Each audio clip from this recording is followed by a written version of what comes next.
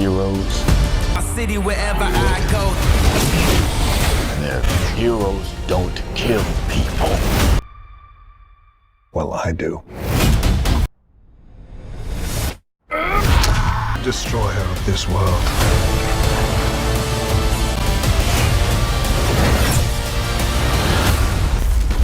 That's up to you.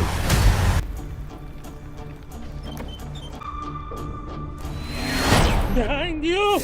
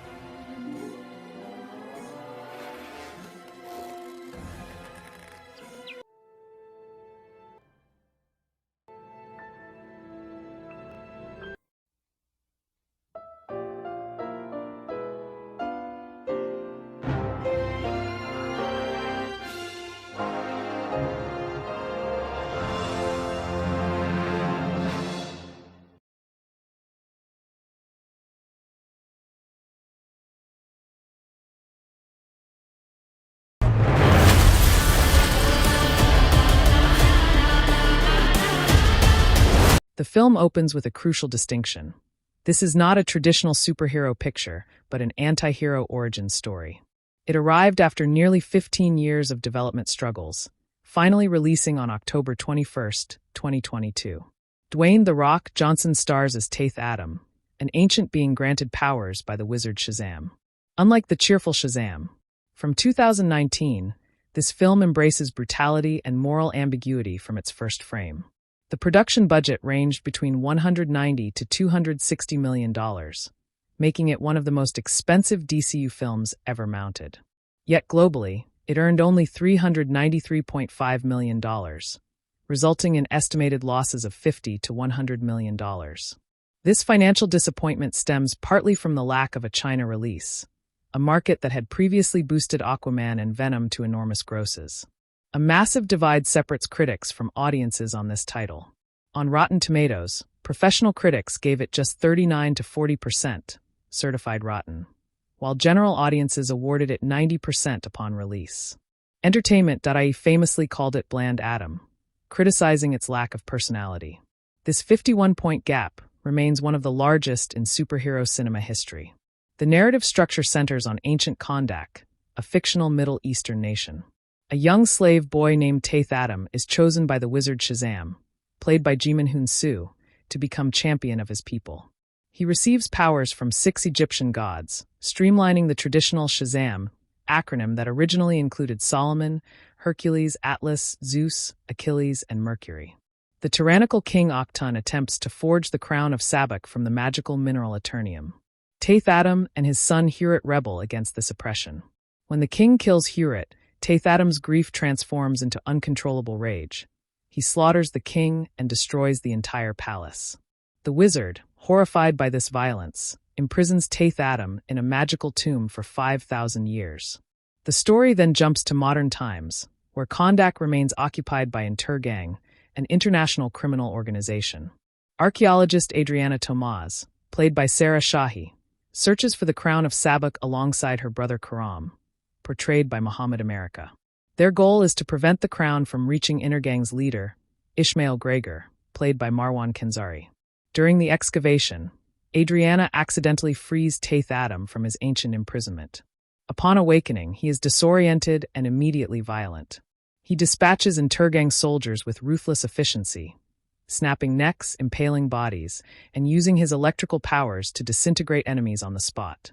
These brutal methods attract the attention of Amanda Waller, portrayed by Viola Davis. She dispatches the Justice Society of America to contain this new threat.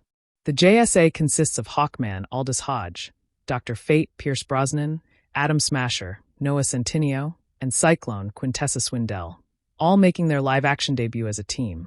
The JSA arrives in Kondak with orders to capture the anti-hero. However, they soon discover the situation is far more complex than a simple extraction. Adriana's young son Aman, played by Bodhi Sabongwi, bonds with Taith Adam, seeing him as a heroic liberator rather than a monster to be contained. The anti-hero gradually reveals his tragic backstory to the JSA. He was not originally the champion. That role belonged to his son Hewitt. The name Black Adam was Hewitt's title, not Taith Adam's. The father took up the mantle only after watching his child die at the tyrant's hands. Dwayne Johnson described his character's worldview as myopic and very black and white. Unlike Superman's truth, justice, and the American way, this protagonist operates on a brutally simple principle: cross him, and he rips your head off. The film attempts to justify his violence through profound paternal tragedy. Critics noted, however, that Johnson's performance lacks the emotional range to convey genuine pain or menace. He frowns at people and spouts trailer-speak dialogue without deep interiority. The role asks for raw grief but delivers mostly stoic glowering and one-liners about freedom. Hawkman represents order, discipline, and the traditional superhero no-kill rule. He serves as the perfect foil to the anti-hero's chaos, and their rivalry drives much of the film's central conflict. Aldous Hodge brings physical authority and moral conviction to a character who refuses to compromise. Dr. Fate emerges as the film's undeniable emotional core. Pierce Brosnan imbues the sorcerer with wisdom, melancholy, and quiet dignity. His performance was universally praised by critics as scenery-chewing, yet filled with care and compassion, that the title character sadly lacks throughout the runtime. Atom Smasher provides comic relief and youthful enthusiasm. Noah Centineo plays a rookie hero who can grow to enormous size, and his character arc involves learning when to use power responsibly. Cyclone, played by Quintessa Swindell, controls wind and sound, though she receives the least development of any JSA member. The villain Ismail Gregor becomes the film's weakest narrative element. Marwan Kenzari delivers a generic dark reflection, antagonist with unclear motivations and zero charisma. He wants the crown of Sabak simply because he wants power. There is no deeper psychological or political rationale provided. The transformation into Sabak, a demonic CGI monster, feels like an afterthought tacked onto the third act. This demonic entity exists only to give the heroes something to punch during the climax. One IMDb reviewer noted that for a movie about an all-powerful, invincible being, this film is far too anemic and riddled with problems for it to truly take flight. Jom Kalatsara directed the picture, marking his second collaboration with Johnson after Jungle Cruise. He has made a career out of unremarkably entertaining movies like Nonstop, The Commuter, and Unknown. This film continues that trend without elevating his artistic ambitions. The visual style borrows heavily from Zack Snyder's established DCU language. Slow-motion action sequences, desaturated color palettes, and excessive CGI destruction all echo Snyder's approach. However, Kalatsara lacks Snyder's distinctive compositional eye and mythological gravitas. The result looks like a DCU movie without understanding why those films looked that way. Action sequences are competently staged but never transcendent. The overuse of speed ramping and bullet time effects becomes exhausting rather than exhilarating across a 2-hour runtime. The soundtrack forces popular songs into scenes with transparent desperation. The Rolling Stones' Paint It Black and Kanye West's Power feel less like organic choices and more like attempts to recreate the commercial success of Suicide Squad's soundtrack album. This musical approach dates the film immediately. Dwayne Johnson spent years promising that this character would change the hierarchy of power in the DC universe. After watching the finished product, the answer is deeply nuanced. Some changes did occur. Darker, more violent DC films could now receive a PG-13 rating after 4 attempts with the MPA. The Justice Society now exists in the DCU, opening possibilities for period pieces or spin-off adventures. Henry Cavill's Superman cameo was the film's most significant contribution. It reversed Warner Bros.' previous decision to bench the character entirely. Fans erupted when Cavill appeared. Johnson reportedly bypassed DC Films president Walter Hamada to negotiate directly with Warner Bros. Discovery leadership for Cavill's cameo. The actor was paid $250,000 for his brief appearance. This moment thrilled audiences in theaters, creating genuine buzz that the marketing alone could never generate. However, what didn't change proved more important. The film failed financially, demonstrating that The Rock's personal brand alone cannot guarantee a hit. As Slash Film noted, Black Adam is still not Superman. No amount of marketing can overcome 7 decades of cultural ubiquity for the Man of Steel. The mid-credits scene features Amanda Waller projecting a holographic message to the anti-hero. She warns him that if he leaves Kahndaq, she will send people who aren't from this planet to stop him. As the hologram fades, Henry Cavill's Superman floats into frame and says, "Black Adam, we need to talk." This moment was intended to launch a new era with Johnson positioned as a central figure alongside Cavill. However, James Gunn's appointment as co-CEO of DC Studios in November 2022 changed everything permanently. Gunn announced a new DC Universe slate in January 2023. This character was not included anywhere. Johnson reportedly did not appreciate the decision to exclude his character from future plans. The planned sequel was quietly canceled. The star's 15-year passion project ended with a whimper, not a bang. All that remained was a $100 million tax write-off and a franchise that went nowhere. The film's French audience reached 2,071,122 admissions, a respectable but not spectacular figure. European markets generally responded better than North American ones, though nowhere near strongly enough to salvage the bottom line. International grosses simply could not compensate for domestic softness. Poor word of mouth affected the box office legs severely. While the audience score was high, the film lacked the cultural must-see status of Top Gun, Maverick, or Avatar: The Way of Water. General audiences were unsure if this was connected to Shazam, Justice League, or an entirely new reboot. Franchise confusion hurt marketing efforts considerably. The DCU's fractured continuity meant viewers didn't know which rules applied. Is this the same world where Superman died and returned? Where Batman fought Doomsday? The film never clarifies its relationship to existing continuity in a satisfying way. Behind-the-scenes reports suggested that Johnson's ego damaged both this film and the Shazam franchise. His insistence on making his character invincible, his refusal to let him lose a fight, and his unwillingness to include a cameo from Zachary Levi's Shazam all stemmed from hierarchical concerns about who was above whom. The Crown of Sabbac functions as a classic MacGuffin, an object everyone wants but which has no intrinsic meaning. Unlike the Infinity Stones in Marvel films, which had clearly defined rules and cosmic significance, this crown simply grants demonic power because the script needs a third-act threat. It lacks mythological weight. Eternium, the magical mineral introduced in the prologue, similarly disappears from the narrative after the opening. This substance could have provided unique visual or thematic elements, but it is forgotten entirely once the plot moves to the present day. Such dropped threads suggest a rushed or rewritten screenplay. The death of Hewitt, Taith Adam's son, should function as the film's emotional anchor. Yet the prologue moves so quickly that audiences barely register their relationship before the tragedy occurs. There is no time to invest in this father-son bond, so the subsequent 5,000-year grief feels unearned.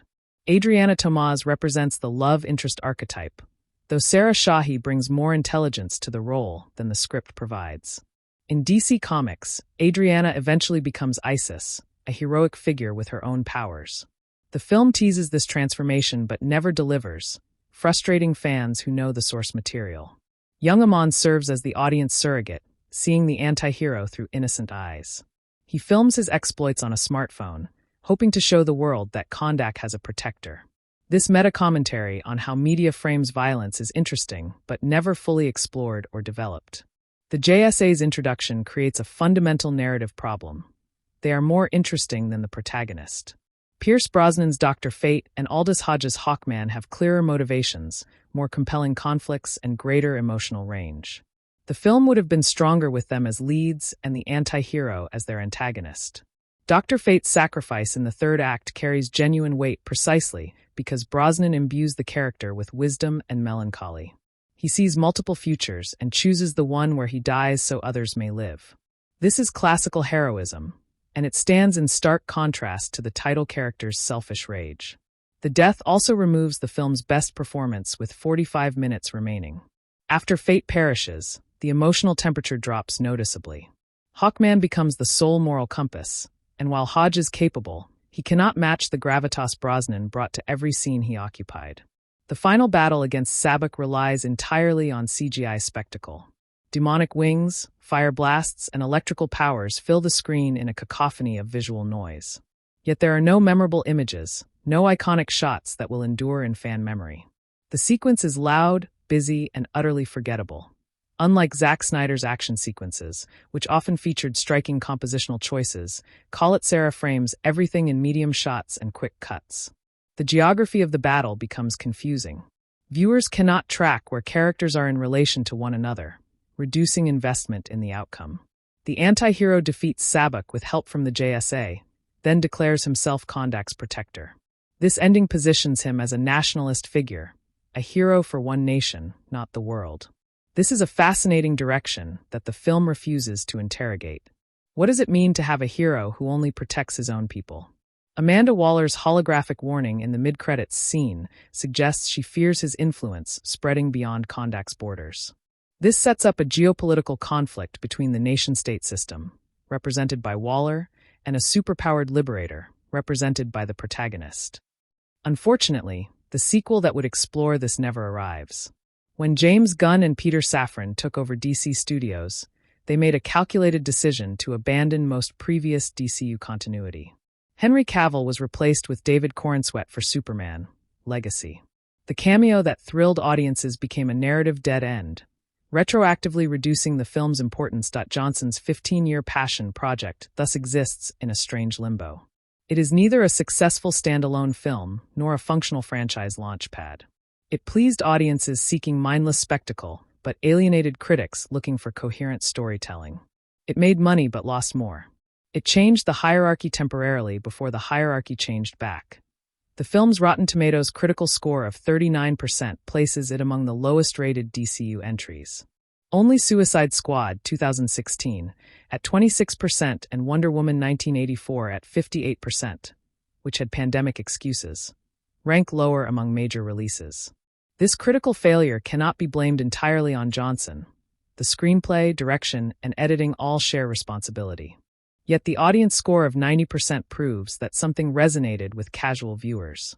Perhaps it was simply the promise of seeing The Rock punch demons for 2 hours. Perhaps it was relief after a string of less physical, more jokey superhero films. Perhaps audiences were punishing critics for perceived snobbery rather than praising the film itself. The budget of $190 to $260 million, reports vary, reflects significant reshoots and post-production work. Visual effects were completed by multiple studios, leading to inconsistent quality. Some shots look photorealistic, while others resemble cutscenes from a 2010 video game. This inconsistency pulls viewers out of the experience repeatedly. The film was shot primarily in Atlanta, Georgia, with additional photography in Los Angeles. The fictional nation of Kondak was created through a combination of practical sets in sound stages and digital environment extensions. The result looks artificial. Never once does it feel like a real Middle Eastern country with history and culture. Costume design represents one area of genuine success. The anti-hero's black and gold suit is striking and memorable. Hawkman's winged armor combines practical effects with CGI wings effectively. Dr. Fate's golden helmet looks appropriately mystical. These costumes would translate well to theme parks or Halloween, a sign of strong design. The failure to include a cameo from Zachary Levi's Shazam remains a baffling creative decision. The two characters share direct comic book history. Their confrontation is inevitable in the source material. Avoiding it entirely suggests either ego or cowardice. Neither explanation reflects well on the production. Some deleted scenes have surfaced online, showing more character moments for Cyclone and Atom Smasher. Their removal from the theatrical cut explains why those characters feel underdeveloped. The running time was likely shortened to maximize daily screenings, a common studio practice that often damages characterization. The film's release date of October 2022 positioned it between summer blockbuster season and holiday awards fair. This is typically a dumping ground for studios' less confident products. Warner Brothers clearly lacked faith in the film's quality, despite Johnson's public confidence, and their release strategy reflects that skepticism. Comparing this film to Marvel's Black Panther or Thor, Ragnarok reveals the gap in execution. Those films balance spectacle with character, humor with pathos, and action with theme. This film delivers spectacle without substance, action without meaning, and humor that rarely lands. It is competent but never inspired. The final verdict is that this picture is caught between two identities. It wants to be a brutal anti-hero saga, but plays like a standard superhero origin story. It wants to change the DC hierarchy, but ultimately reinforces the status quo. It wants to launch a franchise, but ends as a $100 million loss. For fans of mindless spectacle and Dwayne Johnson's biceps, the film delivers exactly what it promises. For everyone else, it is a frustrating reminder of what the DCU could have been. If only someone had asked, should we though? Before greenlighting a $200 million movie about a character most general audiences had never heard of. The wizard Shazam originally selected Hewitt, not Taith Adam, as Kondak's champion because the son possessed pure intentions while the father burned with rage. This crucial distinction explains why the wizard later imprisoned Taith Adam so harshly. He saw not a hero, but a weapon without moral restraint or ethical boundaries of any kind. The film's prologue rushes through this backstory in under 10 minutes, sacrificing emotional depth for expository efficiency that leaves audiences confused about basic character motivations. Unlike Marvel's origin stories that spend 40 minutes establishing normal life before the transformation, this narrative assumes viewers will accept its mythology without proper foundation or emotional investment in the protagonist's humanity. Taith Adam's enslavement in ancient Kondak reflects real historical oppression, yet the film never engages seriously with colonialism or liberation politics on a meaningful level. The protagonist kills Intergang occupiers who resemble modern corporate imperialists, but his methods mirror the very tyranny he claims to oppose without any self-awareness or critique from the narrative itself. Adriana Tomaz represents educated resistance, yet her archaeological skills serve only as a plot device to unlock the crown rather than a genuine exploration of how knowledge fights oppression in occupied territories. Young Amon's smartphone footage suggests a social media revolution, but this theme disappears after the second act, replaced by CGI battles that avoid any uncomfortable questions about contemporary interventionism or regime change. The 6 Egyptian gods granting powers remain unnamed and visually indistinct throughout the entire runtime, reducing ancient mythology to generic lightning effects and muscle enhancement. Traditional Shazam lore includes specific deities with distinct personalities and domains, but this streamlining erases the moral complexity of wielding multiple divine sources that might conflict with one another. Hawkman's nth metal wings allow him to fly and heal rapidly, yet the film never explains where this metal comes from or why only certain JSA members possess such advanced technology in their gear. Dr. Fate's helmet contains the mystical Lord of Order named Nabu, a cosmic entity that can override the wearer's free will. But this fascinating conflict is mentioned once and then ignored completely for the rest of the story. Atom Smasher's ability to grow to enormous size comes with scientific consequences regarding mass conservation and structural integrity that superhero films typically ignore without any acknowledgement whatsoever. Cyclone's control over wind and sound waves could theoretically create vacuums, sonic booms, or weather phenomena, yet her power set is reduced to pretty swirling effects and minimal combat contribution throughout the entire film. The Justice Society's existence implies a longer history of superheroes in this universe, but no explanation emerges for why they never intervened in Kondak's occupation before the protagonist awakened from his ancient slumber. Amanda Waller's Suicide Squad connections suggest she might send Task Force X after the anti-hero, yet this logical narrative path is abandoned in favor of the more expensive and complicated JSA deployment instead. Ishmael Gregor's motivation for obtaining the crown of Sabbac never extends beyond generic villain ambition that any actor could perform without specific character preparation or emotional authenticity whatsoever. The demonic Sabbac transformation requires 6 demons rather than 6 gods, creating a dark parallel to the hero's origin that the screenplay acknowledges, but refuses to develop beyond surface-level visual mirroring and symmetrical design choices. Marwan Kenzari's performance suffers from poor direction and limited screen time, reducing a potentially compelling colonial collaborator to a mustache-twirling caricature without historical weight or psychological depth whatsoever. The crown itself changes appearance between scenes, suggesting either rushed prop design or continuity errors that a higher-budget production would have caught during post-production quality control before theatrical release. Eternium as a magical mineral could have introduced unique visual language with glowing purple aesthetics and reality-warping properties. Yet it functions only as glowing rocks that power generic evil magic without specific rules or limitations. The film's color palette shifts dramatically between the desaturated kondak of the present and the warm golden tones of flashback sequences, creating visual confusion about which timeline carries more emotional weight for the protagonist's journey. Slow-motion action sequences dominate every fight, a stylistic choice borrowed from Zack Snyder, but executed without his understanding of when speed changes actually enhance dramatic impact or character revelation during combat. The repeated use of speed ramping, sudden shifts between slow and fast motion, becomes exhausting by the third act, diminishing the technique's power until it feels like filler rather than artistic intention or choreographic emphasis. Dwayne Johnson's physical performance impresses in terms of sheer presence and athletic capability, yet his facial expressions remain limited to 3 modes: stoic determination, mild anger, and confused concern throughout the entire runtime. Unlike Jason Momoa's Aquaman, who showed vulnerability and humor, Johnson protects his character's invincibility so aggressively that no dramatic stakes ever feel genuinely threatening to the protagonist's survival or worldview. The actor reportedly negotiated a no-lose clause into his contract, meaning Taith Adam cannot be defeated in any direct confrontation, which eliminates suspense from every action sequence involving the title character himself. This contractual protection extends to verbal debates as well, with the anti-hero never convincingly challenged by Hawkman's moral arguments or Adriana's ethical appeals to his better nature throughout the story. Pierce Brosnan's Dr. Fate delivers the film's only death that carries genuine emotional weight, yet his sacrifice occurs in a scene so darkly lit that viewers struggle to see his final moments clearly on screen.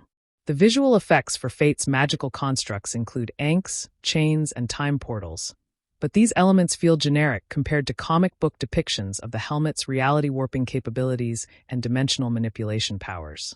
A deleted scene reportedly showed Fate conversing with previous helmet wearers in a mystical dimension, which would have explained the character's melancholy acceptance of death as reunion with lost companions across multiple lifetimes. Without this scene, casual audiences wonder why a sorcerer who can see the future chooses to die rather than finding any alternative solution to the Sabbac problem in the third act. Hawkman's reincarnation ability appears in comic books as a curse that spans multiple lifetimes. Yet the film mentions this only once and never shows what it means for Aldous Hodge's character to remember dying in previous incarnations.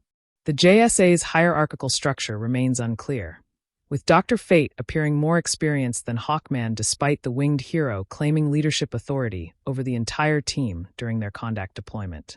Atom Smasher's mentor relationship with the older heroes is referenced but never dramatized, leaving Noah Centineo to imply history through line readings rather than scenes showing actual training or emotional bonding between characters. Cyclone's grandfather was the original Cyclone in JSA Comics, yet this legacy connection to the team's Golden Age history is completely absent from the film's script and character backstory materials provided to Quintessa Swindell. The mid-credits Superman appearance was filmed in secret on a separate set without Henry Cavill ever meeting Dwayne Johnson during production of that specific scene between their 2 characters. James Gunn's subsequent decision to recast Superman rendered this cameo irrelevant to future franchise plans, yet removing it would have required expensive reshoots that Warner Bros. Was unwilling to fund after disappointing box office returns.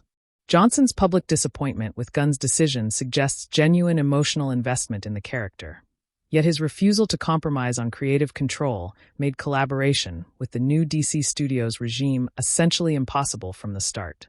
The hierarchy of power that Johnson promised to change ultimately changed him instead, as the failure led to reduced influence over DC's creative direction and no sequel greenlight for his passion project. Audience scores remained high despite critical panning, because casual viewers judge superhero films by different standards than professional critics who watch dozens of similar movies each year. For families seeking 2 hours of uncomplicated entertainment with recognizable stars and loud explosions, this film delivers exactly what those ticket buyers expect from a DCU release in the post-Endgame era of superhero fatigue.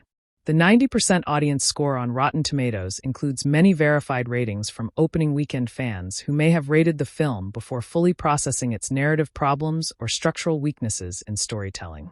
Repeat viewings typically lower scores as audiences notice plot holes and character inconsistencies, but this film's poor box office legs means few viewers returned for a second chance to reassess their initial positive reactions. The $393.5 million global gross sounds impressive until divided by the $200 million production budget plus $100 million marketing spend, revealing a break-even point around $500 million that the film never approached during its theatrical run. China's absence from release markets cost the film approximately $100 to $150 million in potential ticket sales, a loss that no amount of European or Latin American grosses could possibly compensate for in the final accounting. Home video and streaming rights eventually generated additional revenue, but Warner Brothers' shift to HBO Max day-and-date releases had ended by 2022, meaning traditional theatrical windows applied without pandemic exceptions for this particular release schedule. Merchandising sales for Black Adam action figures and costumes underperformed compared to Batman or Superman products, reflecting the character's limited brand recognition among children who drive superhero toy purchases worldwide.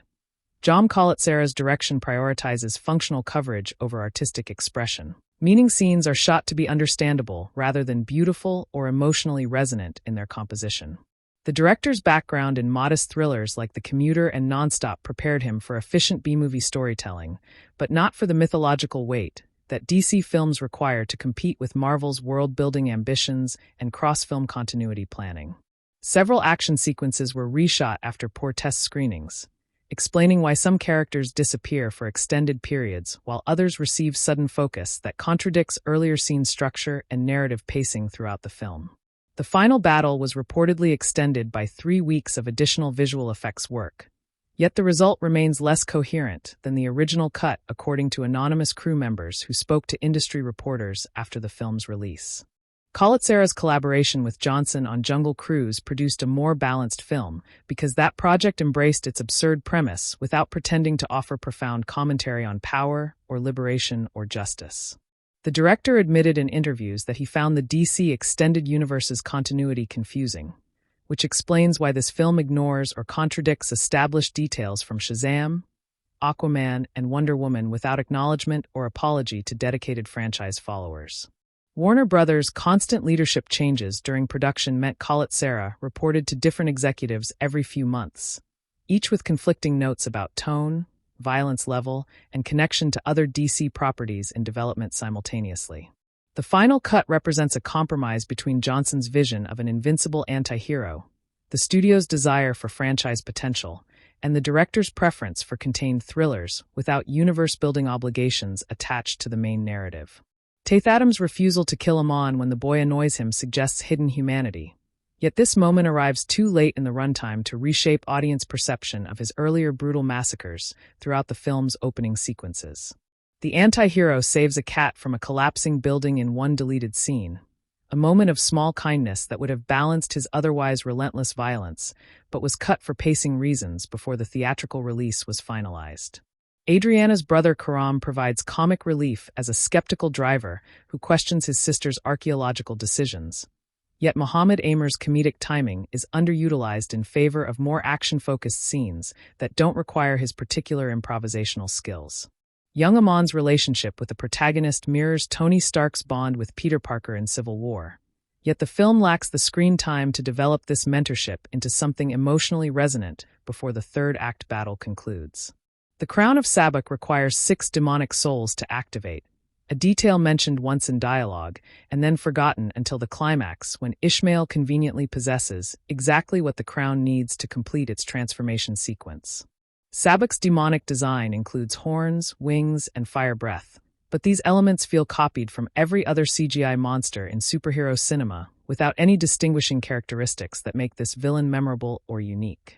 The final battle's choreography consists primarily of characters flying at each other and colliding midair, a visual shorthand for conflict that requires minimal stunt coordination, but also generates minimal audience investment in who wins or loses each exchange.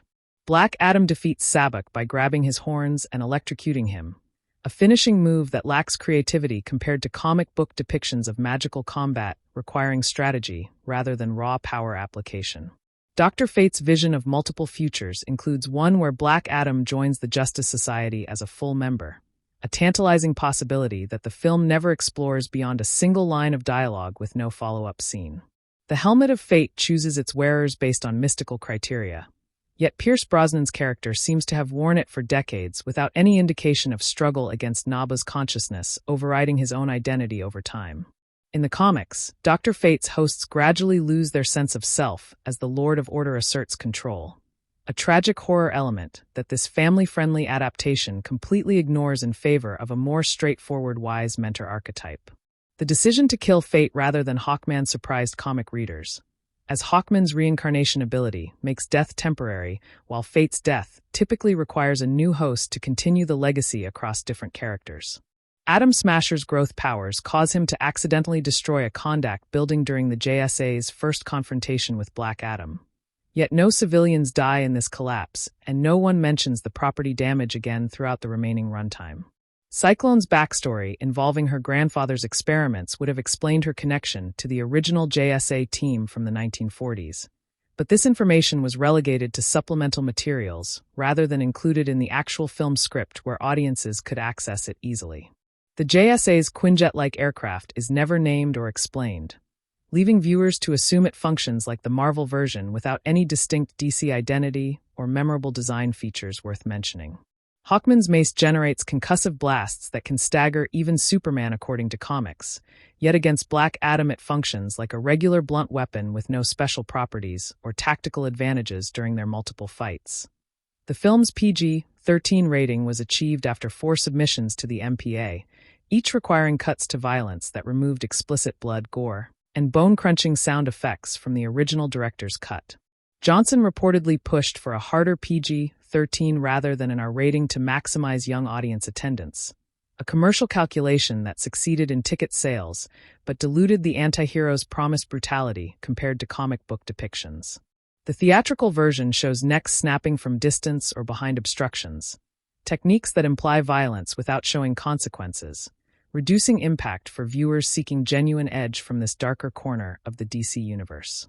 Deleted scenes available on home video include more explicit kills, longer fight choreography, and extended character moments that restore some of the director's original vision before studio notes requested trims for pacing and accessibility. Henry Cavill's mustache controversy from Justice League reshoots haunted DC productions for years. Yet his Black Adam cameo required no such digital removal because he filmed after finishing other commitments without facial hair conflicts. The actor's return as Superman generated more social media engagement than any single scene featuring Johnson, proving that brand recognition matters more than performance quality when measuring audience excitement for franchise content. Cavill's delivery of Black Adam, "We need to talk," suggests a confrontation that will never happen on screen, leaving fans to imagine what these two alpha heroes might have discussed in a sequel that was never produced. The cameo's placement after the credits rewards patient viewers, but alienates general audiences who leave early and never learn about Superman's involvement in future plans that ultimately failed to materialize. James Gunn's DC Universe reboot announced in January 2023 included no place for Black Adam, Johnson, or the Justice Society characters introduced in this film's expensive world-building exercise. The new DC slate prioritizes younger Superman, Batman with his son Damian Wayne, and obscure characters like the Authority and Creature Commandos over established anti-heroes with existing screen adaptations. Johnson's attempt to become the center of the DC universe failed because he refused to play supporting roles in other heroes' stories, a requirement for franchise building that Marvel mastered through Robert Downey Jr.'s willingness to appear in Captain America and Spider-Man films. The Rock's brand requires him to be the biggest character in any room, a demand that fundamentally conflicts with ensemble storytelling where different heroes take turns in the spotlight across interconnected narratives. The $100 million loss represents approximately one-third of the production budget, a failure that would end most actors' franchise aspirations, but Johnson's overall bankable reputation survived relatively intact after this single disappointment. Fast and Furious and Jumanji sequels await the star, proving that one underperforming superhero film cannot diminish a career built on decades of consistent box office performance across multiple original properties. The lesson Hollywood learned from this failure involves limiting budgets for untested characters rather than abandoning anti-hero stories entirely, as evidenced by continued development of similarly dark projects at both DC and Marvel Studios. For fans of the character, the film's failure means years will pass before another attempt at adapting Black Adam for live action, assuming any studio considers the property viable after this expensive lesson in franchise management. The film's Rotten Tomatoes critical consensus describes it as generic and undercooked, with action that quickly becomes numbing, and a central performance that mistakes scowling for depth. Entertainment Weekly's review argued that the film doesn't know if it wants to be a serious meditation on colonial resistance or a silly superhero punchfest, so it settles for being neither successfully. Variety's critic noted that Johnson has charisma to burn, but here he's asked to smolder without any combustible material around him, producing heat without light or illumination of any kind. The Hollywood Reporter concluded that the Justice Society deserves a better introduction than this muddled, overlong, and surprisingly cheap-looking vehicle that wastes its legendary cast on generic dialogue and forgettable action. French audiences numbering 2,071,122 admissions place the film in the middle range of 2022 superhero releases, below Doctor Strange and Black Panther sequels, but above Morbius and the delayed New Mutants release from Disney's Fox acquisition. European markets generally responded more positively to the film's anti-authoritarian themes than American viewers, who saw the protagonist as simply another violent action hero without political dimension or revolutionary potential. Latin American grosses exceeded expectations, suggesting that audiences in nations with histories of foreign occupation responded to Kondak's liberation narrative despite its shallow execution and inconsistent political messaging throughout the film. Middle Eastern markets where the film might have found its most receptive audience were limited by regional distribution challenges and censorship concerns about depicting fictional Middle Eastern nations with contemporary parallels to real-world conflicts. The production design team built a full-scale Kondak marketplace on Atlanta soundstages, complete with authentic Arabic signage and culturally appropriate textiles sourced from regional suppliers across the southern United States.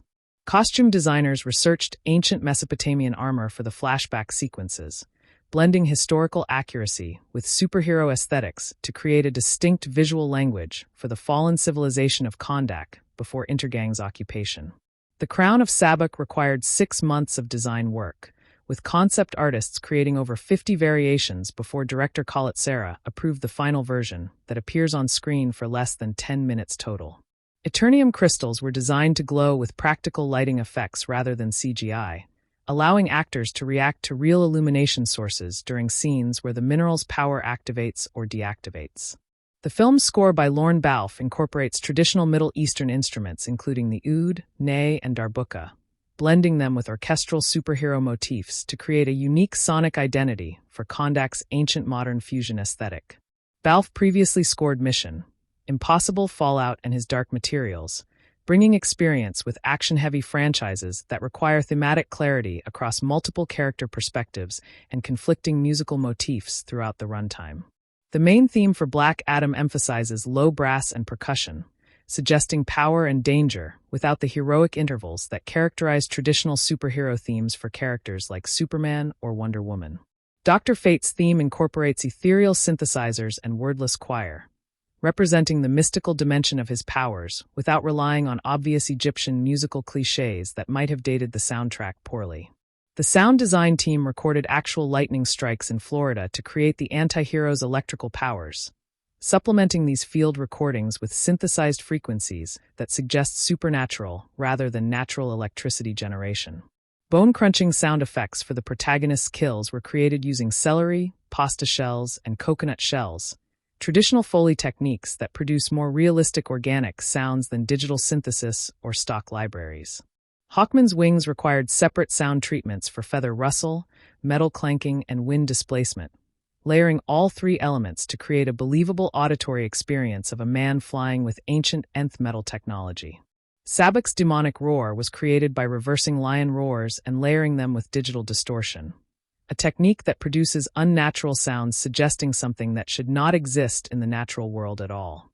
The film's visual effects were divided among 7 different vendors, including DNEG, Weta Digital, and Industrial Light and Magic, each responsible for different sequences and characters throughout the runtime. Weta Digital handled the anti-hero's electrical powers, building on their experience with similar effects for Thor in Marvel films, but modifying the color palette from blue to gold for DC Universe differentiation.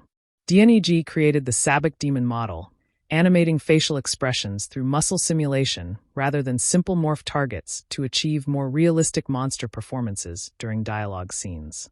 ILM contributed the Justice Society's aircraft and environmental destruction simulations, using proprietary software developed for Star Wars and Marvel films, but adapted for DC's specific visual requirements and color grading preferences. The film's marketing campaign cost approximately $100 million, including television spots during NFL games, billboards in major cities worldwide, and a Super Bowl commercial that aired during the game's second quarter to maximum audience reach.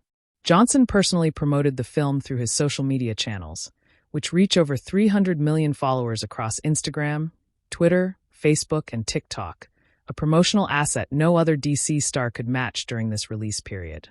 Merchandising partners including McFarlane Toys, Funko, and Lego produced action figures, collectibles, and building sets that reached store shelves 2 weeks before the film's release date, a strategic decision to build awareness through physical retail presence. Video game tie-ins appeared in Fortnite and Rocket League, allowing players to use the anti-hero's skin or powers before seeing the film, a cross-promotional strategy that proved effective for driving younger audience interest. The film's home video release included an extended cut with 14 minutes of additional footage, restoring character moments and action beats that test audiences had found excessive during preview screenings months before theatrical release.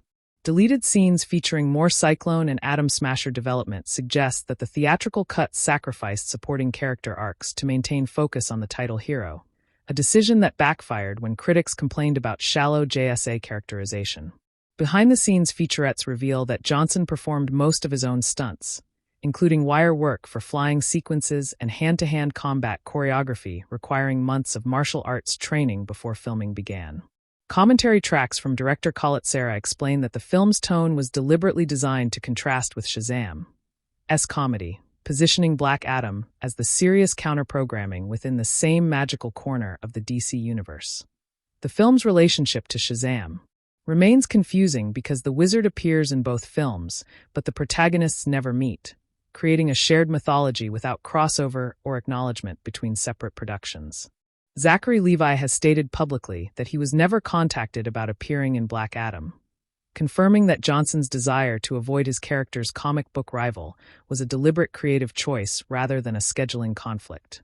The wizard Shazam's imprisonment of Taith Adam contradicts his later selection of Billy Batson as champion, suggesting that the character learned nothing from his first mistake or that the filmmakers simply ignored continuity between separate productions entirely.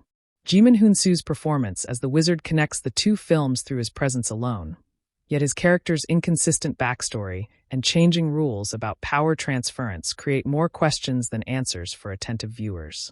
The film's post-credits scene originally included a second stinger showing Amanda Waller recruiting Ishmael Gregor for the Suicide Squad before his transformation, but this sequence was cut after test audiences found it confusing and unnecessary for understanding the main plot.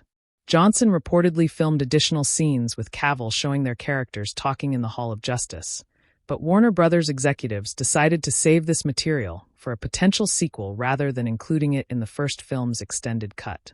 The Superman cape worn by Cavill in the cameo was the same costume from Justice League, modified slightly to reflect the character's return to brighter colors after Snyder's desaturated aesthetic had been abandoned by new studio leadership. Viola Davis filmed her Waller scenes in a single day, recording her holographic message on a green screen set, while Johnson performed opposite a tennis ball on a stick representing the camera's eye line for post-production compositing. The film's title character never actually calls himself Black Adam until the final act, spending most of the runtime answering to Taith Adam, while others debate what to name this new kind of hero in their world. Adriana suggests the name as a way to reclaim Heorot's legacy, transforming a slave name into a symbol of liberation, a linguistic act that mirrors real-world reclaiming of pejorative terms by oppressed communities throughout history. The film's treatment of names as political acts rather than mere labels suggests thematic depth that the screenplay never fully develops, leaving audiences to infer meaning that should have been dramatized through scenes and dialogue. Young Amon's insistence on calling the protagonist a hero rather than a monster drives the film's central debate about whether intentions or actions determine moral status, a philosophical question that remains unresolved when the credits roll over the audience. The wizard Shazam's original sin was choosing raw power over wisdom when he selected Taith Adam's bloodline, a mistake that echoes throughout 5,000 years of Kondaki's suffering and foreign occupation. Unlike the Marvel Cinematic Universe's careful world-building across multiple films before introducing cosmic threats, this film dumps its entire mythology into a rushed prologue that prioritizes action over emotional investment in the father-son tragedy. Taith Adam's enslavement under King Aktun mirrors the biblical enslavement of the Israelites, yet the film refuses to engage with liberation theology or the moral complexities of revolutionary violence against oppressive regimes. The death of Heorot should function as the film's operatic tragedy, but the screenplay allocates only 3 minutes to establish their bond before severing it with the king's blade, a narrative choice that prioritizes plot mechanics over genuine pathos. The 6 unnamed gods who empower Taith Adam represent a missed opportunity to explore conflicting divine agendas within a single mortal vessel, a concept that would have distinguished this anti-hero from every other superpowered protagonist on screen. In traditional Shazam lore, Solomon's wisdom sometimes contradicts Hercules' strength, forcing the champion to choose between intelligence and power in moments of crisis. This film eliminates that internal tension entirely, presenting the anti-hero's abilities as a unified package without competing divine voices whispering contradictory advice into his ancient ears.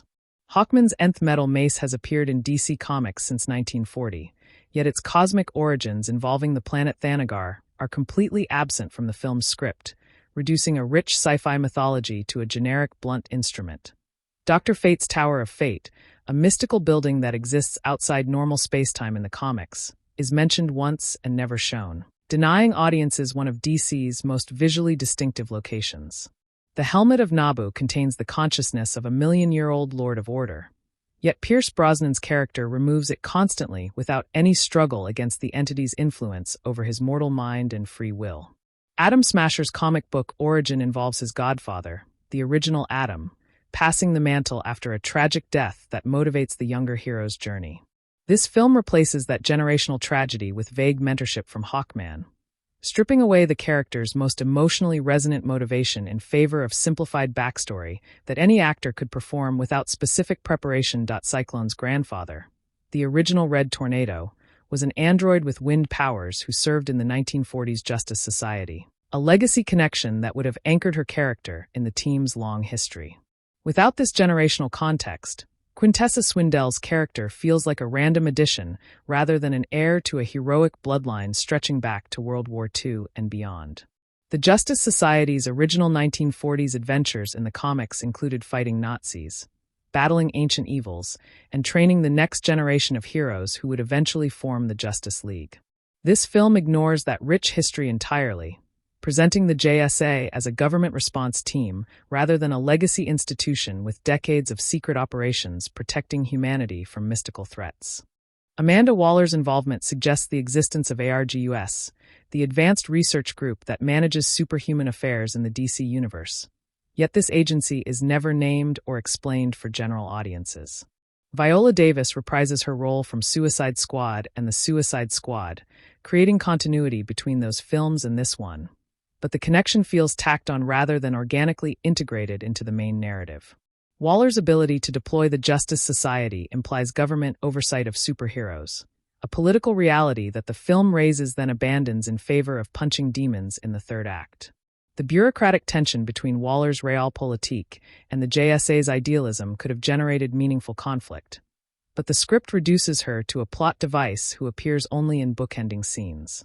Intergang's occupation of Kondak represents corporate imperialism disguised as legitimate business.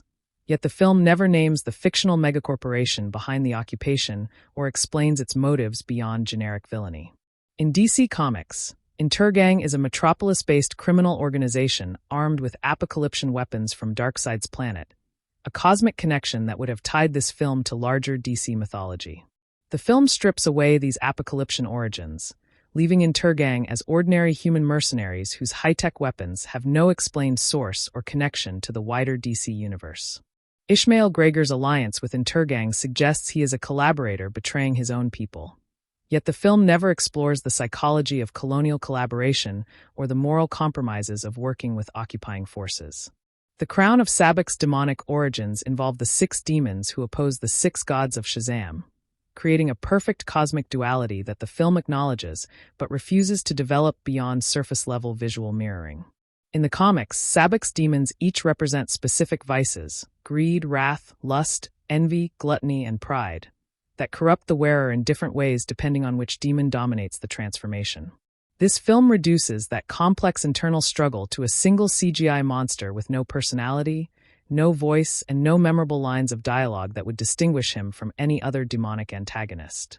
The final battle's choreography consists primarily of flying punches and energy blasts, a visual vocabulary so overused in superhero cinema that audiences can predict every beat before it appears on screen. The film's desert cinematography fails to capture the oppressive heat and blinding light of a Middle Eastern environment, instead presenting Kondak as a soundstage with warm color grading applied in post-production. Unlike Denis Villeneuve's Dune, which shot actual desert locations to capture authentic heat, shimmer, and sand texture, this film relies on CGI extensions that never feel genuinely hostile or physically demanding for its characters. The contrast between Kondak's ancient architecture and Intergang's modern occupation forces could have generated powerful visual metaphors about colonialism's erasure of indigenous culture. Instead, the production design presents both eras as generic ancient city and generic military occupation, without specific cultural signifiers that would ground the conflict in recognizable history. The film's dialogue relies heavily on expository statements where characters announce their feelings rather than demonstrating them through action and reaction. "I am a father who lost his son" functions as a line of dialogue, but the film never shows Tatham grieving, mourning, or processing his trauma beyond scowling at enemies before killing them. Adriana Tomas' archaeological expertise is announced rather than demonstrated, with no scenes showing her deciphering ancient texts or using historical knowledge to solve problems. Young Amon's faith in the anti-hero as liberator is stated repeatedly, yet the film never dramatizes a moment where the boy's belief is tested or vindicated through meaningful character interaction. The film's pacing problems stem from its unwillingness to commit fully to either character drama or action spectacle, creating a runtime that feels both rushed and interminable. Scenes of genuine emotional potential, Tatham visiting Hewitt's grave, Adriana explaining Kondak's history of occupation, Hawkman questioning his orders, are truncated to 30 seconds each before another explosion interrupts the conversation. The third act's 45-minute battle sequence exceeds the attention span of most viewers, yet the preceding 2 acts never developed characters enough for audiences to care who survives the carnage. A tighter 90-minute cut focusing exclusively on the anti-hero's relationship with Amon might have generated the emotional investment that this bloated 2-hour runtime consistently fails to achieve. Dwayne Johnson's physical transformation for the role required months of intense training, a strict diet, and significant steroid use that Hollywood actors rarely acknowledge publicly despite its obvious necessity for this physique. The actor's refusal to wear a cape, a decision he made early in development, distances Black Adam visually from traditional superhero iconography, but it also removes a dynamic visual element that could have added motion and drama to flying sequences. Johnson's performance captures the character's rage but never his grief, his power but never his pain, his violence but never his vulnerability, creating a protagonist who intimidates but never moves audiences emotionally. The Rock's trademark eyebrow raise and knowing smirk, so effective in comedies like Jumanji and Central Intelligence, appear here at inappropriate moments when the character should be experiencing genuine anguish or moral doubt. Pierce Brosnan's Dr. Fate emerges as the film's unintended protagonist because his performance contains the vulnerability and wisdom that Johnson's character desperately needs but never receives from the script.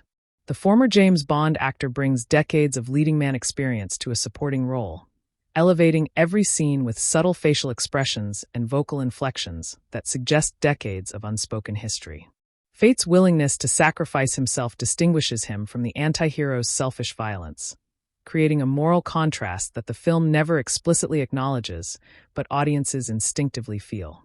The character's death scene would have landed even harder if the film had spent more time establishing his relationships with other JSA members before killing him off for maximum emotional impact. Aldous Hodge's Hawkman brings physical authority and moral conviction to a role that could have been purely antagonistic, making the audience understand why someone would oppose the anti-hero's methods. The character's refusal to compromise his no-kill rule creates genuine philosophical tension. Yet the film resolves this conflict by having Hawkman simply accept Black Adam's violence rather than converting him to a better way. Hodge's performance suggests decades of heroism before this film's events, but the script provides no flashbacks or anecdotes that would illustrate the character's history and justify his leadership position. The wings themselves are impressive practical effects combined with CGI, but they function inconsistently, sometimes tearing through walls, other times getting tangled in ropes as the plot demands dramatic vulnerability. Noah Centinio's Atom Smasher provides comic relief that feels imported from a different, lighter film, clashing tonally with the anti-hero's brutal murders and Kondak's occupation narrative. The character's ability to grow to skyscraper height creates interesting tactical possibilities, yet the film uses this power only twice, once accidentally destroying a building, once punching Sabak in the climax. Centinio's performance suggests a young hero learning responsibility, but the character arc is told entirely through dialogue rather than dramatized through choices that demonstrate genuine growth.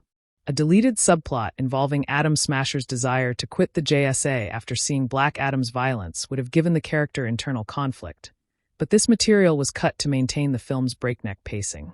Quintessa Swindell's Cyclone suffers most from the film's supporting character neglect, receiving fewer than 20 lines of dialogue and no scenes that develop her personality beyond young hero who likes wind. The character's comic book backstory involves her grandfather's experiments giving her powers, but also isolating her from normal human contact, a tragic origin that would have explained her social awkwardness and desire for team acceptance. Swindell's performance suggests interesting choices buried under minimal screen time, but the film's edit reduces her character to reaction shots and brief action beats that any actor could perform. The visual effects for Cyclone's powers, swirling petals and colored wind, are pretty but never feel dangerous, undermining the character's credibility as a combatant capable of fighting demonic monsters. Marwan Kenzari's Ishmael Gregor suffers from a script that gives him no motivation beyond wanting power, a villainous cliché that audiences have seen hundreds of times without any variation or subversion. The actor's earlier work in Aladdin and The Old Guard demonstrated charisma and physical presence, but this film's direction reduces him to sneering exposition and running away from fights until the climax demands his demonic transformation. Sabak's CGI design lacks distinguishing features that would make him memorable, resembling every other red-skinned, horned demon from Supernatural to Constantine to countless animated adaptations. The character's defeat comes so easily once Black Adam returns that audiences wonder why the anti-hero ever needed the JSA's help in the first place, undermining the team's narrative purpose entirely. The film's treatment of death is schizophrenic, treating enemy soldiers as disposable cannon fodder while expecting audiences to mourn heroic sacrifices that the screenplay never earned. Taith Adam murders dozens of Intergang soldiers in creatively violent ways, yet the film never shows a single civilian casualty from his destructive rampage through Kondak's city streets. The JSA's no-kill rule applies only to named characters, as Atom Smasher and Cyclone destroy Intergang vehicles with unknown numbers of occupants without any moral hand-wringing or consequences. Dr. Fate's death is the only fatality that matters, but the film kills him in a way that could be easily reversed. The helmet can simply choose a new wearer in the sequel that will never be produced. The film's political subtext, that violent revolution against occupying forces can be justified when those forces are sufficiently evil, is provocative but never seriously examined or challenged by the narrative. Adriana Tomaz represents nonviolent resistance through archaeology and education. Yet her methods fail repeatedly until the anti-hero's violence solves her problems for her. Amon's smartphone footage transforms the anti-hero into a symbol of resistance. But the film never shows how this media campaign affects Kondak's political situation or Intergang's occupation strategy. The ending positions Black Adam as Kondak's permanent protector, a one-man army who renders ordinary human resistance unnecessary, a deeply conservative message about relying on superpowered saviors rather than collective action. The mid-credits Superman cameo represents Hollywood's reliance on franchise building rather than storytelling, prioritizing audience excitement about future films over satisfaction with the current one. Henry Cavill's appearance lasts less than 30 seconds, yet it generated more online discussion than any scene actually featuring the film's title character and protagonist. The cameo's production was kept secret from most of the cast and crew, with only Johnson, director Khaled Serra, and a skeleton crew aware of Cavill's presence on set. This secrecy suggests that the filmmakers knew the cameo would overshadow the main feature, yet they prioritized viral marketing over narrative integrity, a decision that backfired when the sequel was canceled. James Gunn's DC Universe reboot made the cameo retroactively irrelevant, but the decision to cast a new Superman was made months after this film's release. No one involved could have predicted the leadership change. Johnson's public disappointment with Gunn's decision suggests genuine emotional investment in the character, yet his refusal to appear in Shazam. Sequels or other DC films limited his usefulness to the new regime. The hierarchy of power that Johnson promised to change ultimately changed him instead, as the failure led to reduced influence over DC's creative direction and no sequel greenlight. The Rock's career survived this disappointment because his brand transcends any single franchise, but the lesson for other actors is clear. No one is bigger than the intellectual property. The $100 million loss represents a failure of both creative execution and strategic planning, as Warner Brothers invested superstar money in a character without superstar recognition outside comic book fandom. China's absence from release markets cost the film approximately $100 to $150 million in potential ticket sales, a loss that no amount of European or Latin American grosses could possibly compensate.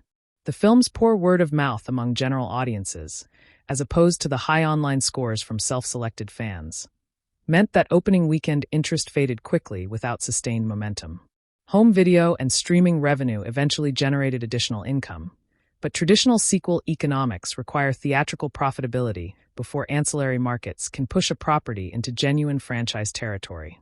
The film's Rotten Tomatoes critical score of 39% places it among the lowest-rated DCU entries, joining Suicide Squad, Wonder Woman 1984, and Batman v Superman in the franchise's Hall of Shame. The 51-point gap between critics and audiences suggests a fundamental disconnect between what professional reviewers value and what casual moviegoers want from superhero entertainment. Critics praised the film's visual effects and action choreography, while condemning its shallow characterization, predictable plot, and Johnson's limited range as a dramatic actor. Audiences prioritized the film's entertainment value, Johnson's charisma, and the novelty of seeing anti-hero violence in a PG-13 package, overlooking flaws that critics found unforgivable in a $200 million production.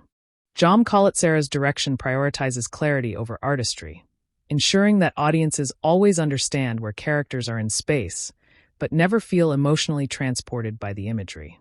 The director's background in modest thrillers prepared him for B-movie efficiency, but not for the mythological weight that DC films require to compete with Marvel's world-building ambitions.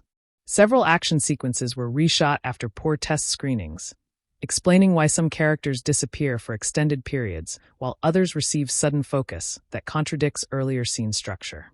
The final battle was reportedly extended by 3 weeks of additional visual effects work.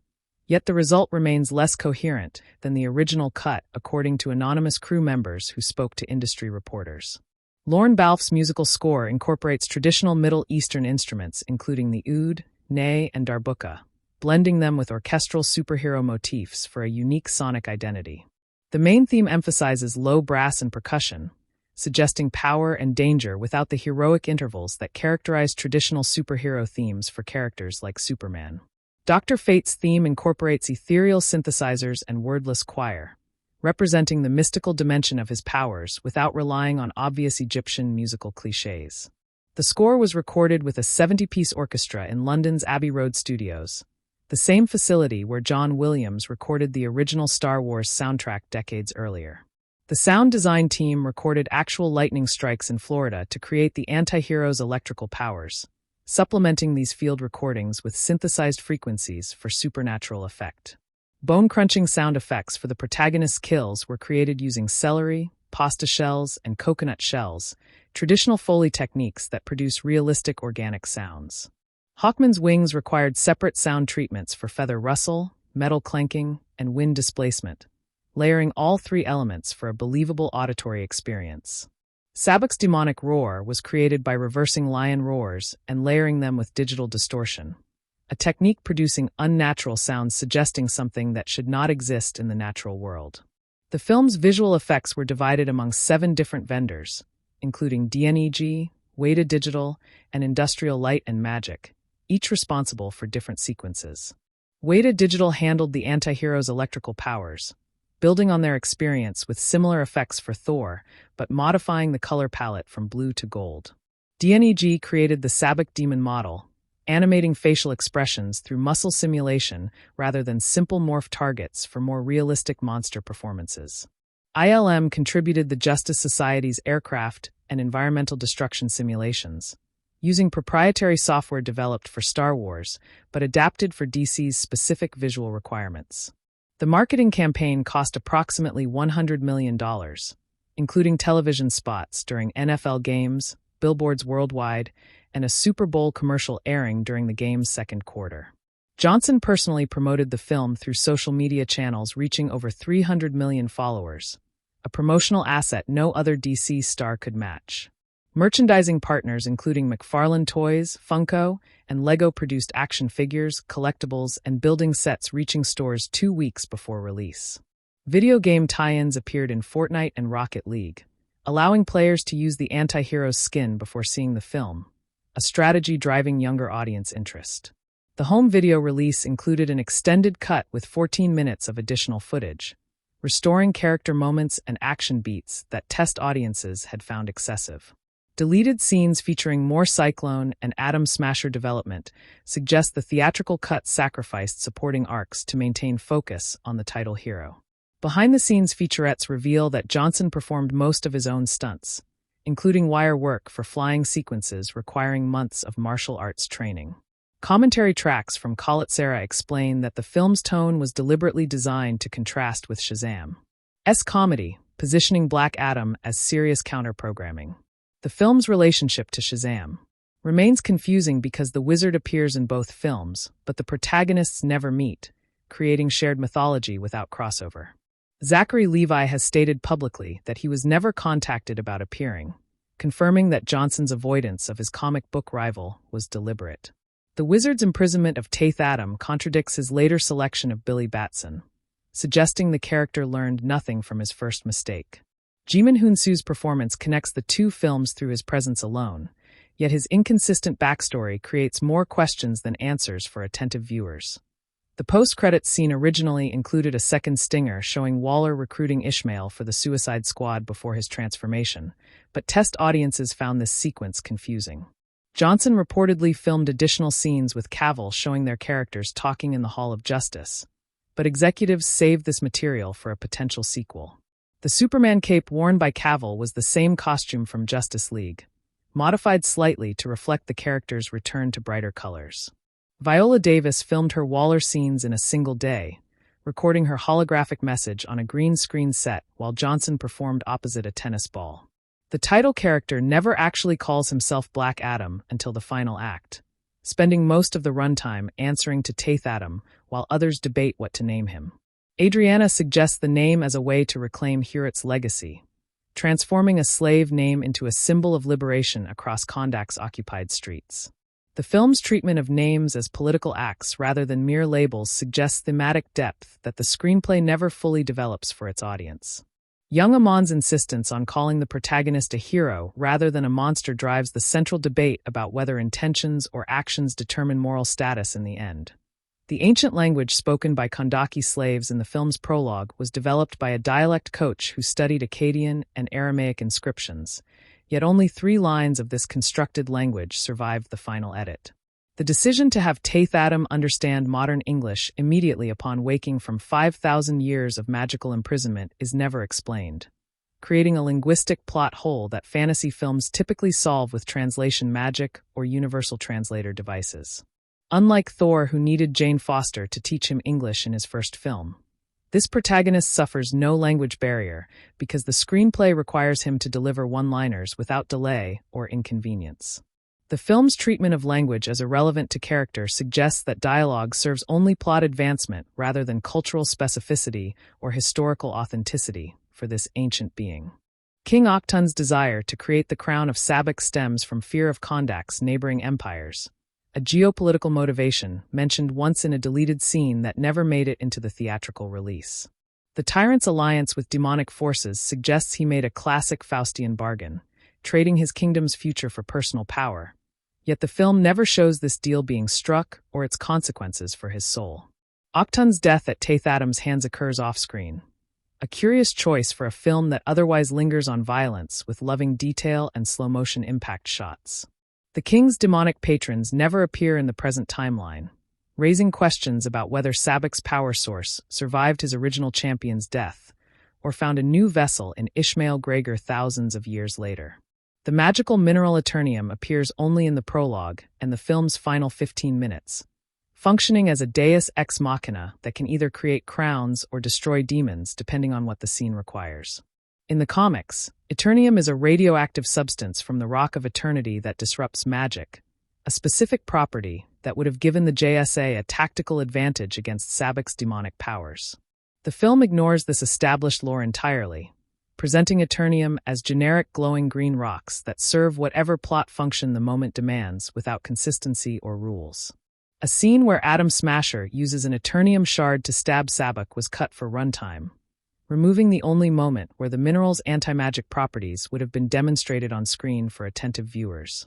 The wizard Shazam's decision to imprison Taith Adam rather than kill him suggests that the champion's powers cannot be revoked once granted, a significant limitation that explains why the wizard never simply depowered Billy Batson in Shazam when the boy disobeyed his instructions. This parallel between the two films, both champions causing chaos, both wizards unable to undo their mistakes, creates thematic unity that the franchise never exploited before its reboot. The wizard's guilt over Hurit's death is visible in Jimin Hunsu's performance during the prologue, yet the character never appears in the present timeline to confront Taith Adam or explain his original decision. A planned scene showing the wizard watching from the Rock of Eternity as Black Adam battles Sabak was never filmed, missing an opportunity to close this character's emotional arc across both movies. The Rock of Eternity, the wizard's interdimensional fortress, appears briefly in the prologue, but never in the present timeline, despite being visible in the clouds above Kondak during the final battle according to concept art. The fortress contains the 7 deadly sins imprisoned in statues, as shown in Shazam, yet none of these sins escape or intervene during Black Adam's resurrection or Sabak's demonic rampage. The 7 sins would have been natural allies of Sabak's 6 demons, creating a potential alliance that the film ignores because it would require coordinating storylines across separate productions. This missed crossover opportunity exemplifies the DCU's fractured continuity, where characters share a universe, but never meaningfully interact across their solo adventures. Intergang's high-tech weaponry includes energy rifles, hover drones, and sonic cannons, yet the film never explains where a criminal organization acquired technology far beyond Earth's apparent developmental level. In DC Comics, Intergang receives its weapons from Apocalypse, Darkseid's planet, as part of a long-term invasion strategy that has unfolded across decades of published stories. The removal of this apocalyptian connection strips the film of cosmic stakes, reducing Intergang to ordinary human villains whose technology has no narrative explanation or franchise implications. A single line of dialogue mentioning weapons from Offworld would have tied this film to Zack Snyder's Justice League and its Darkseid subplot, but no such connective tissue exists in the final script. Ishmael Gregor's backstory as a descendant of Kondak's royal line was truncated from the original screenplay, which included a scene showing his ancestors collaborating with Intergang's previous occupation forces centuries ago. This royal lineage explains his claim to the crown of Sabak, which was created by his ancestor King Aktun. Yet the theatrical cut mentions this connection only once in passing during the second act. The character's motivation transforms from restoring his family's throne to simply destroying Kondak, a shift that occurs between scenes without psychological justification or narrative setup. Marwan Kenzari's performance in deleted scenes shows Gregor as a wounded nationalist twisted by centuries of ancestral humiliation, a far more interesting villain than the generic demon worshipper who appears on screen. The transformation sequence where Ishmael becomes Sabak required 6 separate demonic voices layered together, each representing one of the crown's infernal patrons with distinct vocal characteristics. The film's sound mix buries these voices beneath generic monster roars, making Sabak sound like every other CGI demon rather than a unique chorus of damned souls united in one body. Each demon was designed with a specific visual motif, one insectoid, one reptilian, one avian. Yet these distinctions disappear once the transformation completes into a standard humanoid demon shape. The crown's ability to transform any wearer into the same Sabak form suggests that the demons override the host's physical identity completely, a terrifying fate that Ishmael embraces without hesitation or fear. Adriana Tomas' brother Karam functions as comic relief and skeptical voice, questioning his sister's archaeological decisions while driving the team's getaway vehicle through Kondak's occupied streets. Muhammad Amer's stand-up comedy background is underutilized, as most of his improvised lines were cut from the theatrical release in favor of action beats that any actor could perform. A subplot where Karam reluctantly learns to fight alongside the JSA was filmed but removed, leaving his character arc incomplete as he remains the same cynical driver from beginning to end. The actor's chemistry with Sarah Shahi suggests a believable sibling dynamic, but the film allocates only 3 scenes to their relationship before the third act separates them permanently.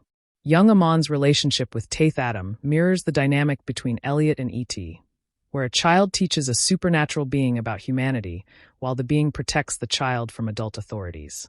The film's screenplay explicitly cites this parallel in early drafts, but the comparison flatters the finished product, which lacks E.T.'s emotional subtlety and genuine tenderness. Amon's smartphone footage of Black Adam's violence transforms the anti-hero into a social media phenomenon. Yet the film never shows how Kondak's citizens react to these videos or whether they change the occupation's political calculus.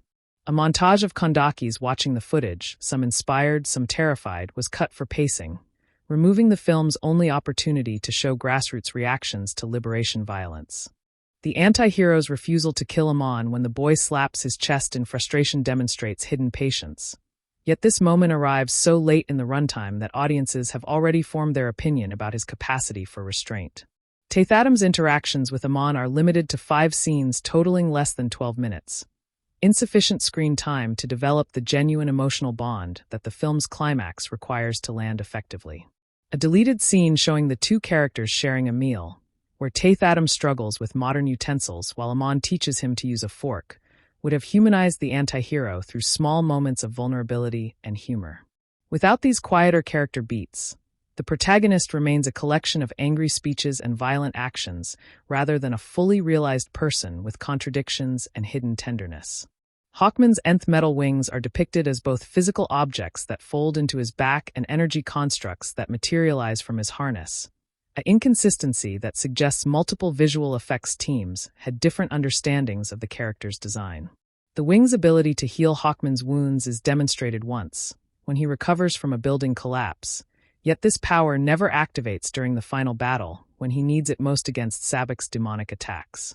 In the comics, nth metal disrupts magic, making Hawkman a natural counter to supernatural enemies like Sabak, but this property is never mentioned or utilized in the film's third act confrontation. Aldous Hodge performed most of his flight scenes suspended from wires against green screens, yet the final composite places his character so far from camera that his facial expressions are rarely visible during action sequences. Dr. Fate's ank-shaped portals allow instant travel anywhere on Earth, a power that raises questions about why the JSA doesn't simply teleport the crown of Sabak into the sun to destroy it forever. The film never establishes limitations on Fate's portal magic, creating a logical problem where any problem could be solved by teleportation rather than punching or fighting demons. A single line about Sabac's demonic aura-blocking portal magic would have solved this plot hole. But the screenplay prefers action spectacle over internal consistency or logical problem-solving. Pierce Brosnan's performance suggests that fate could have solved the film's conflict easily, but chose not to because he foresaw a better future requiring his death, a generous interpretation that the script never confirms or denies. The helmet of Naba's ability to see multiple futures is depicted as a branching tree of golden light, with each branch representing a possible timeline where different choices lead to different outcomes. Fate's statement that he has looked at 14 million futures directly echoes Doctor Strange's line from Avengers. Infinity War, a homage that some critics found derivative while others appreciated as franchise self-awareness. Unlike Strange, who found only one winning future, Fate claims multiple futures where Black Adam defeats Sabbac, a distinction that undermines the dramatic weight of his sacrifice. If other winning futures existed where Fate survived, his choice to die becomes inexplicable without additional information about why those futures were unacceptable alternatives. The film's treatment of time as something fate can perceive but not change contradicts the basic premise of precognition, as knowing the future typically allows the knower to alter it through different present actions. A deleted scene showing Fate attempting to change a future he foresaw, only to cause that future through his attempt to prevent it, would have illustrated the tragic irony of precognition in a world with fixed destiny. The character's acceptance of his death suggests that he views time as a closed loop where all events are predetermined, a fatalistic philosophy that contrasts sharply with the anti-hero's belief in free will and revolutionary choice. This philosophical tension between destiny and freedom is raised but never resolved, another thematic thread left dangling when the credits roll over the audience. Atom Smasher's ability to grow to enormous size comes from his grandfather's experiments with dwarf star particles, a scientific explanation that the film mentions once and then never references again in any meaningful way.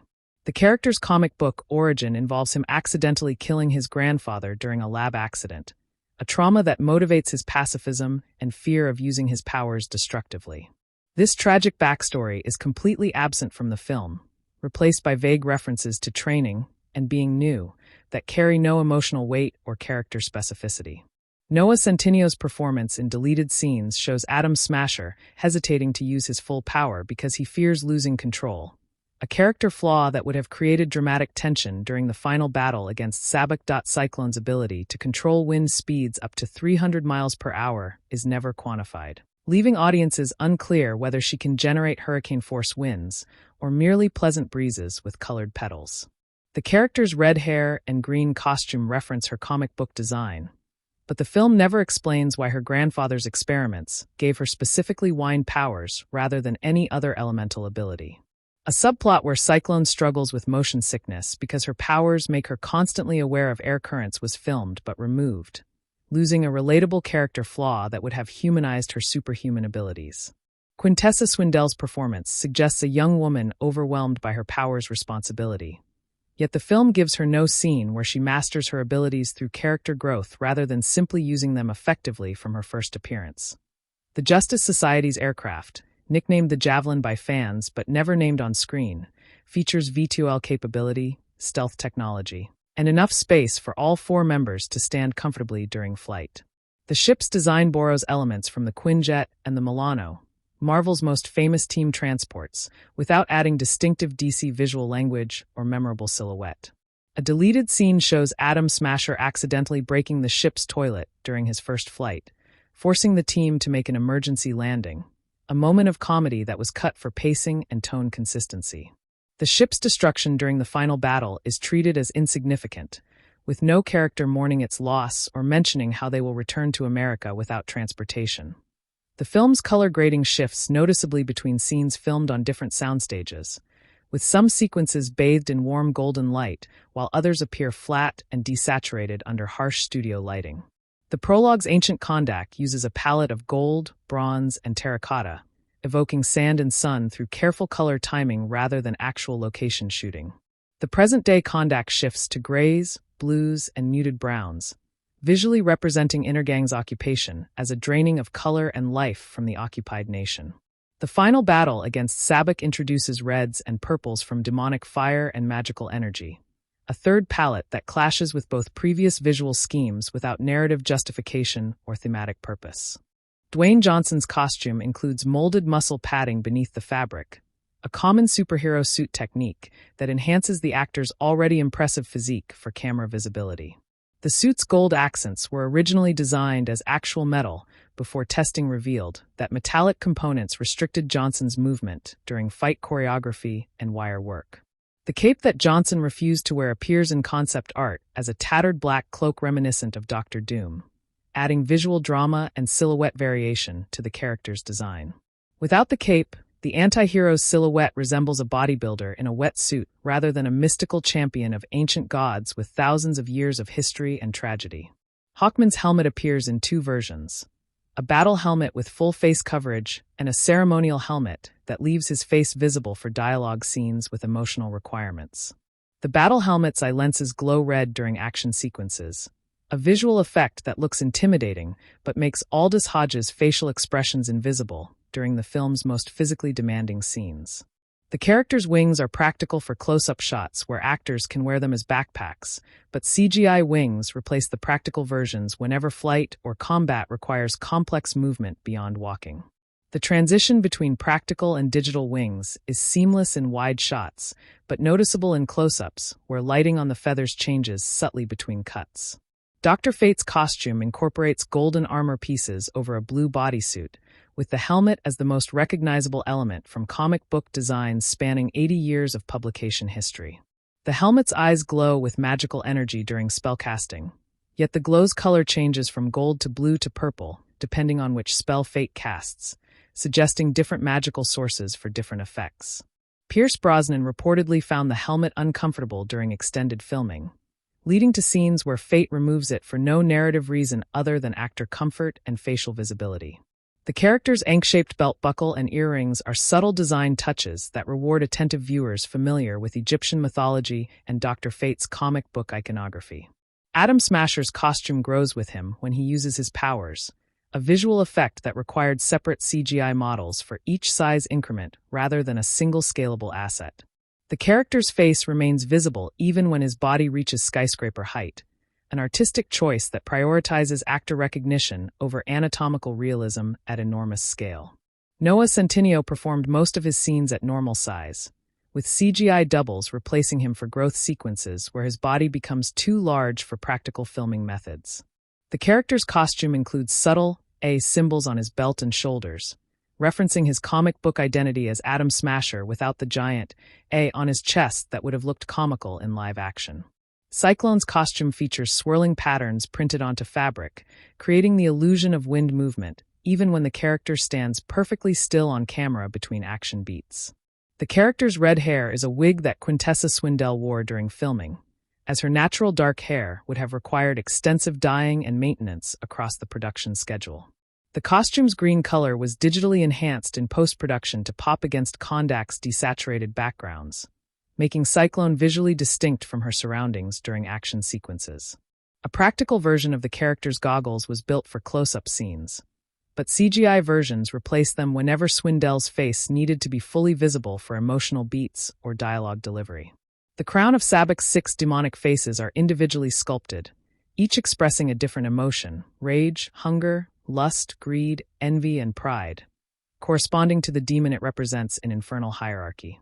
The prop crown weighs approximately 8 pounds, requiring Marwan Kenzari to wear a neck brace between takes during scenes where his character holds or wears the artifact for extended periods. The crown's eyes glow with red LED lights powered by batteries hidden in Kenzari's costume, creating practical on-set illumination that actors could react to during dialogue scenes. A second, lighter crown was built for action sequences where the character runs or fights while wearing the artifact, reducing strain on Kenzari's neck during physically demanding choreography.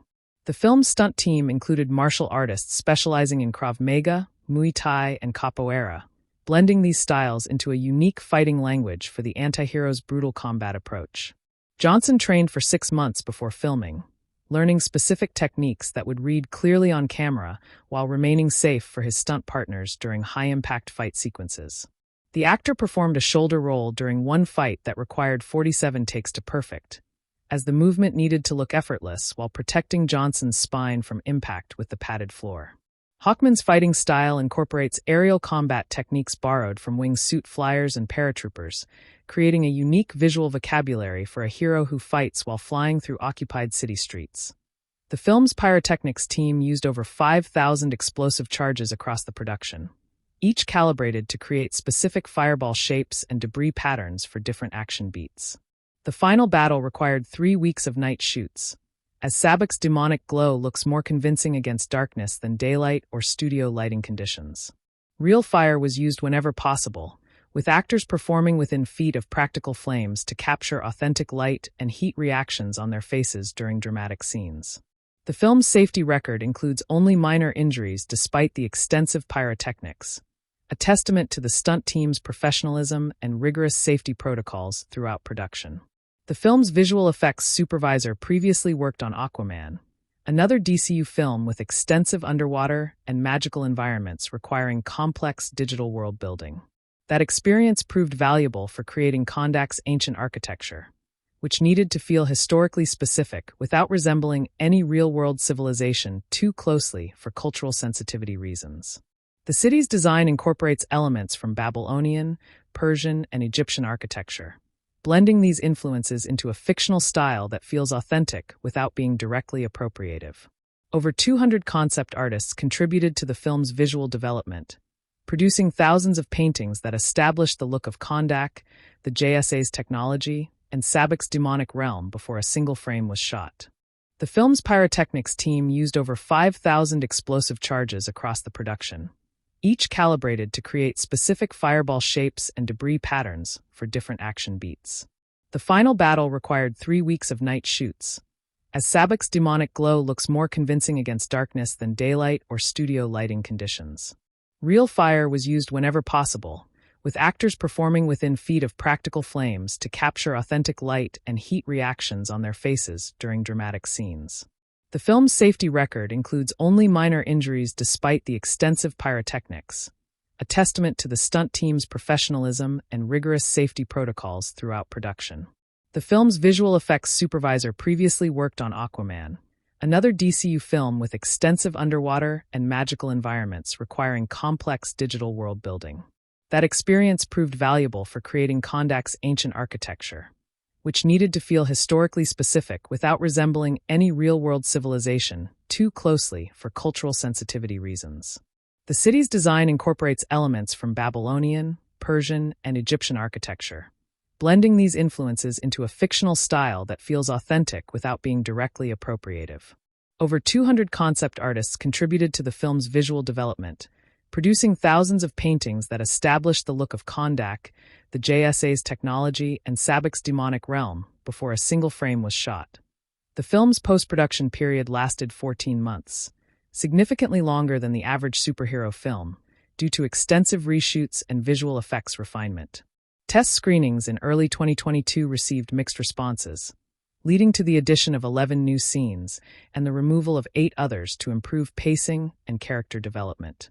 The theatrical cut represents the 6th assembly of the film, with previous versions running over 3 hours before studio executives demanded shorter runtime for more daily screenings.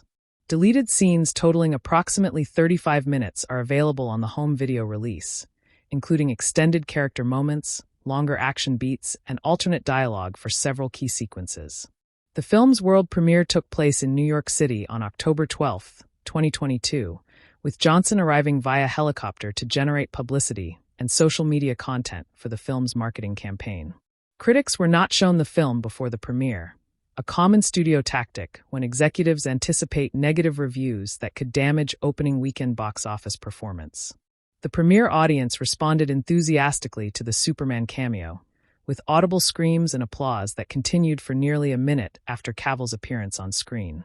Social media reactions from the premiere were overwhelmingly positive, creating a temporary disconnect between fan enthusiasm and eventual critical consensus that emerged after the film's wide release. The film's failure to launch a franchise has been analyzed extensively by industry publications, with most concluding that character recognition matters more than star power in modern superhero cinema. Black Adam's limited comic book appearances and lack of iconic stories made him a difficult sell to general audiences unfamiliar with DC's magical corner of the universe. Johnson's insistence on avoiding Shazam. Connections deprived the film of its most natural marketing hook, the inevitable confrontation between two characters who share powers and comic book history. The hierarchy of power that Johnson promised to change ultimately remained unchanged, with Superman, Batman, and Wonder Woman still dominating DC's cultural footprint after this film's release and subsequent box office disappointment.